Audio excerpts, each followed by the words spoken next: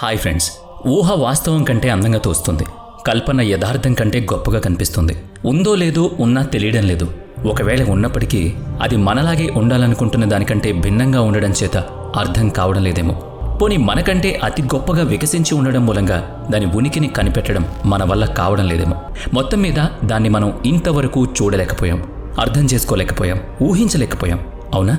మనలాంటి లేదా ఏదో ఒకలాంటి జీవం ఈ అండపిండ బ్రహ్మాండంలో ఏ మూలనైనా ఉన్నదా లేదా అన్నది మనకు తెలియని లేదు. ఇదిగో మన ఈ భూగోళం మీదనే జీవం ఎన్నో రకాలుగా వృద్ధి చెందింది, ఎన్నో రకాల జీవులుగా వికసించింది. ఇంతవరకు మనకు తెలుసు. అటువంటప్పుడు మనకు తెలియని గ్రహాంతర వాసుల అత్యాధునిక నాగరికతల గురించి ఊహించడము, అపోహపడ్డము మామూలే కదా. అసలు ఆ అత్యాధునిక గ్రహాంతర జీవులే మనల్ని ఈ భూమి మీద సృష్టించి ఉండనువచ్చు. ఏమంటారు? వినడానికి కొంచెం విడ్డూరంగా, కొంచెం అపనమ్మకంగా, కొంచెం అతిశయంగా అనిపిస్తోందా? ఏం పర్వాలేదు. వివరాలు తెలుసుకునేదాకా సందిగ్ధత కొనసాగడం సర్వసాధారణం. ఈ సృష్టి స్థితి లయకారకాలను రూపొందించి అమలు చేస్తున్న ఆ సూపర్ ఏలియన్స్ గురించి మనం ఏం చెప్పుకుందామన్నా కూడా సైద్ధాంతిక వివరణలకే పరిమితం కావాల్సి వస్తుంది. కనుక ఇది విజ్ఞాన శాస్త్రాల పట్ల అభిరుచిని కలిగిన వారికి త్వరగానే అర్థమవుతుంది. తక్కిన వాళ్ళకి ఇదో కల్పనలాగా తోస్తుంది. లేనిది ఉన్నట్టుగా టక్కు టమారపు మాటలాగా అనిపించడంలో వాళ్ళ తప్పేం లేదు. మరి ఈ భౌతిక ప్రపంచం ఎవరి చేత పుట్టించబడిందనే సందేహం మనలో కొందరికైనా వచ్చే ఉంటుంది. ఈ విశ్వంలోని కృష్ణ బిలాలను నిర్వహించగలిగే శక్తి, నక్షత్ర మండలాలను తీరొక్క రకంగా ఏర్పాటు చేయగలిగే సామర్థ్యం, బహుళ విశ్వాలను వివరించగలిగే తెలివి కలిగిన నాగరికత ఒకటి ఉందనుకుంటే, ఆ నాగరికతలోని వారు సమయాన్ని కూడా అదుపు చేయగలిగే శక్తివంతులై ఉండుంటే, కాలాన్ని కావలసినట్టుగా మలుచుకోగలిగే నేర్పు కలిగిన వారై ఉంటే, ఈ మొత్తం వాస్తవికత బ్రహ్మాండాన్ని ఉన్నదున్నట్టుగా అర్థం చేసుకోగలిగి దానికనుగుణంగా తమను తాము అభివృద్ధి చేసుకోగలిగిన శాస్త్ర సాంకేతిక నైపుణ్యాలను రూపొందించుకున్న వాళ్లై ఉంటే, అలాంటి ఆధునిక నాగరికతల ఉనికి మనకు ఎందుకు తెలియడం లేదు? ఏనాటికైనా తెలుసుకోగలమా? వారిని కనిపెట్టగలిగే అవకాశాలు, మనకున్న అవరోధాలు ఏంటనే దాని మీద మన శాస్త్రవేత్తలు ఒక అభిప్రాయానికి వచ్చుంటే అదేంటి? తెలుసుకోవాలని మహా ఆదుర్దాగా ఉంది కదా. పదండి. ఈ వివరణ కొంచెం సుదీర్ఘమే అయినా అది చాలా అవసరం, ఉపయోగం కూడా. అసలు మనిషి కూడా ఆ ఆధునిక విజ్ఞానాన్ని సొంతం చేసుకుని ఈ విశ్వ నియమాన్ని అదుపులో పెట్టుకునే స్థాయిని అందుకోవడానికి ఏం చెయ్యాలనేది ఉత్సాహకరమైన చర్చనీయాంశం. వోయేజర్ 1 స్పేస్ ప్రోబ్ 1990లో కొన్ని బిలియన్ల కిలోమీటర్ల దూరం నుంచి భూమిని ఒక అతి చిన్న లేత నీలం రంగు చుక్కలాగా ఫోటో తీసిన వైనం మీకు తెలిసే ఉంటుంది. ఈ సువిశాల విశ్వంలో మన భూగోళం అతి సూక్ష్మమైన బిందువు మాత్రమే. ఆ సూక్ష్మాతి సూక్ష్మమైన బిందువు మీద ఉన్న అతి సంక్లిష్టమైన పదార్థం అక్కడి జీవమే, అంటే మనమే. ఈ మానవ నాగరికత అడవుల్లోనూ మహానగరాల్లోనూ విస్తరించి విలసిల్లుతోంది. పరస్పరం ఘర్షణ పడుతోంది, ప్రేమాభిమానాలు కనపరుచుకుంటోంది. ఘన ద్రవ వాయు పదార్థాల రూపాల్లో ఎన్నిటినో ఆహారంగా తీసుకుంటోంది. కష్టపడుతోంది, సుఖభోగాలు అనుభవిస్తోంది. నిత్యం ఏదో సరికొత్తగా ఆవిష్కరించేందుకు తపన పడుతూ ఉంది. తన విజ్ఞాన దాహాన్ని తీర్చుకునేందుకు సుదూర రోదస్సులోకి ప్రయాణిస్తోంది. అలా ప్రయాణించింది కనుకే తాను ఈ బ్రహ్మాండంలో ఓ చిన్న బిందువుని మాత్రమే అని తెలుసుకుంది. ఆ చిన్న బిందువైన భూగోళం మీదే ఇంతటి సంక్లిష్టమైన వాతావరణం ఉంటే ఈ బ్రహ్మాండంలో మరిన్ని క్రొంగొత్త విషయాలు జరుగుతూ ఉండొచ్చు కదా. ఈ ఆలోచన ఉంది మరి. భూమి మీద సముద్రాల్లో ఏకకణ జీవిగా మొదలైన జీవం కొన్ని లక్షల సంవత్సరాల పరిణామ క్రమంలో ఆలోచన శక్తి కలిగిన మానవుడిగా వికసించి అంతు తెలియని రోదస్సులోకి ప్రవేశించే తెలివితేటల్ని సముపార్జించుకున్నప్పుడు మనకంటే ఎన్నో కోట్ల సంవత్సరాల ముందే ఉనికిలోకొచ్చిన గ్రహాంతర నాగరికతల వారసత్వపు కొనసాగింపు ఈ విశ్వంలో గాని సమాంతర విశ్వాల్లో కానీ వికసించి ఉండొచ్చు కదా. అటువంటి బహుళ విశ్వ నాగరికతలు ఇంకెంత ఘనంగా ఉండుంటాయో అనూహ్యం. మల్టీవర్స్లో అడ్వాన్స్డ్ సివిలైజేషన్ చేత సృజించబడిన ఒక సమాంతర విశ్వంలోని నక్షత్ర మండలాల్లోని ఒక గ్రహమైన భూగోళం మీద మన మానవ జాతి జీవిస్తుందేమో కదా.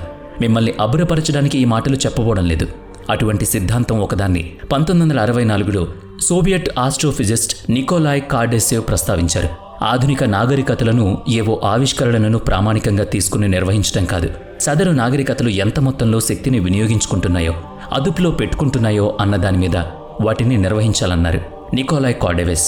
అందుకోసం ఆయన స్కేల్ పేరిట ఆయన ఒక ప్రామాణిక కొలతబద్దను రూపొందించారు. నాగరికత వికాసాన్ని 3 రకాలుగా ఆయన నిర్వహించారు.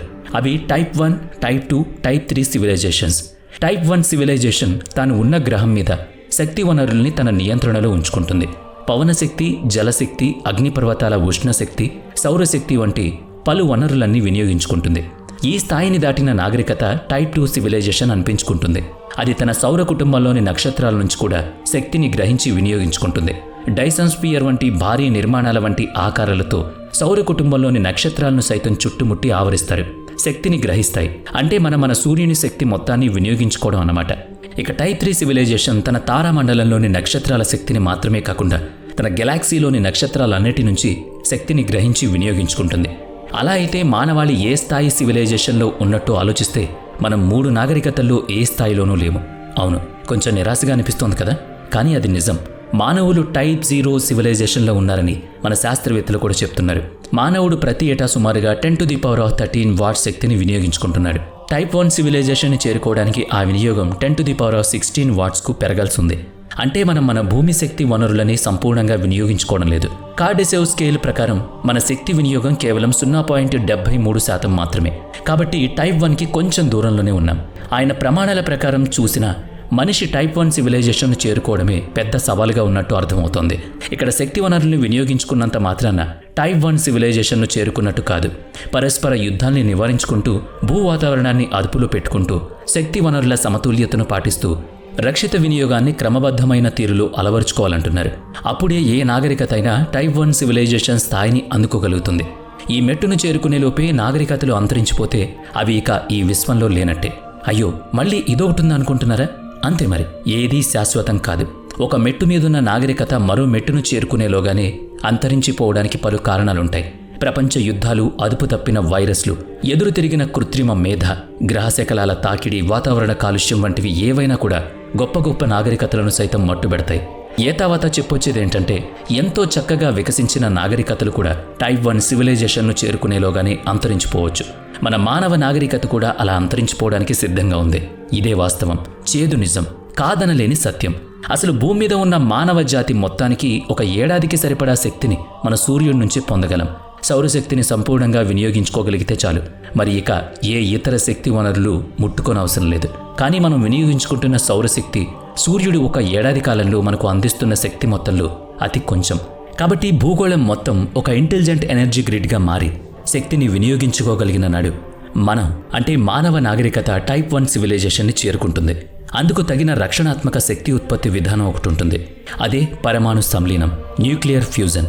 ఇందులో రేడియో యాక్టివ్ వ్యర్థాలు ఉత్పన్నం కావు, కాలుష్యం ఉండదు. సదరు సాంకేతికత అందుబాటులోకి వస్తే భూమి మీది ప్రతి వ్యక్తికి అవసరమైన శక్తి అపారంగా, నిరంతరాయంగా లభిస్తూ ఉంటుంది. ఆ శక్తితోనే మనం సుదూర రోదసి యాత్ర చేయగలుగుతాం. అంతరిక్షంలోకి వెళ్లి రావడం అనేది సాధ్యమైంది అంటే టైప్ 2 సివిలైజేషన్ను అందుకున్నట్టే అర్థం.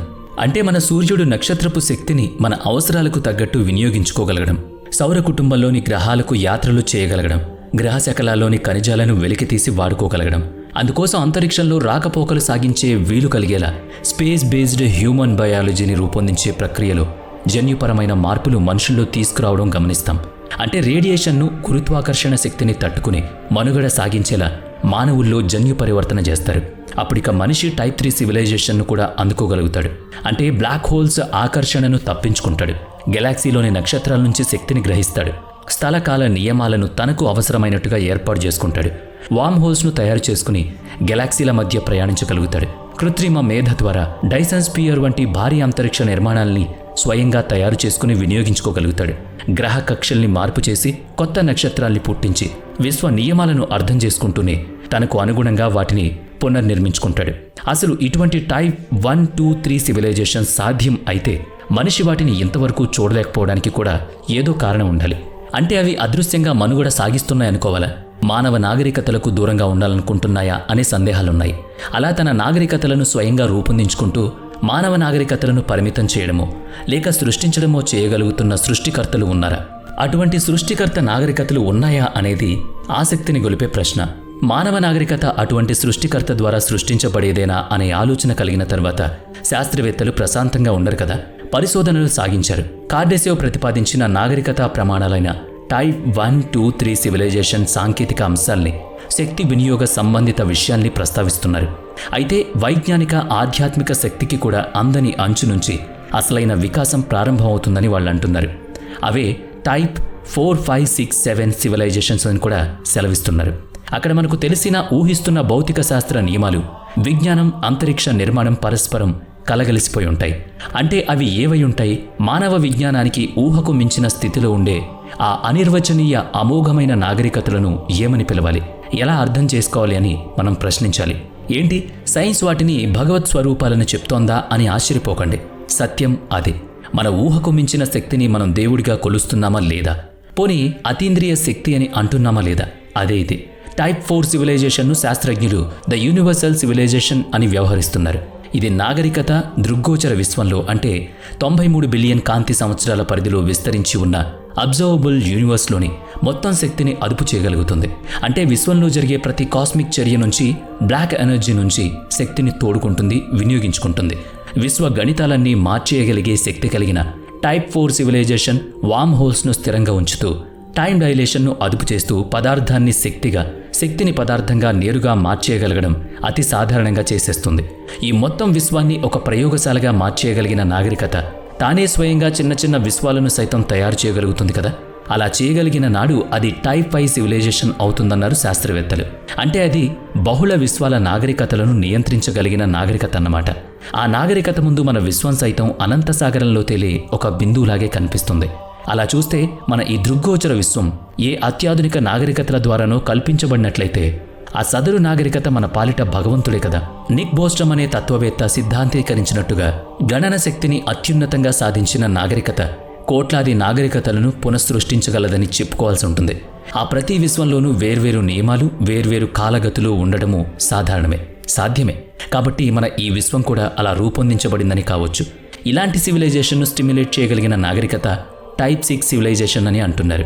ఇలాంటి కల్పనలో చిక్కుకుపోయిన మన ఆలోచనలకు అందని వాస్తవికత నాగరికతల ఉనికి పట్ల మనకు కేవలం దైవ సంకల్పన అని సరిపెట్టుకోవడంతోనే సంతృప్తి చెందుతున్నాం. మనల్ని నడిపిస్తున్నవే ఆ నాగరికతలు అని ఏనాటికి మనం గ్రహించలేని పరిమితుల చట్రంలో మనం ముంచబడ్డామా? ఇందులో మరిక వేరే సందేహం లేదా? మీరే కామెంట్ చేయండి. మనకు మించిన నాగరికత ఉందా? మనం వాళ్ళ కంట్రోల్లో బ్రతుకుతున్నామా? ఈ ప్రశ్నకు సమాధానం మీరు కామెంట్ చేయొచ్చు. నెక్స్ట్ వీడియోలో మళ్ళీ కలుసుకుందాం. Thanks for watching.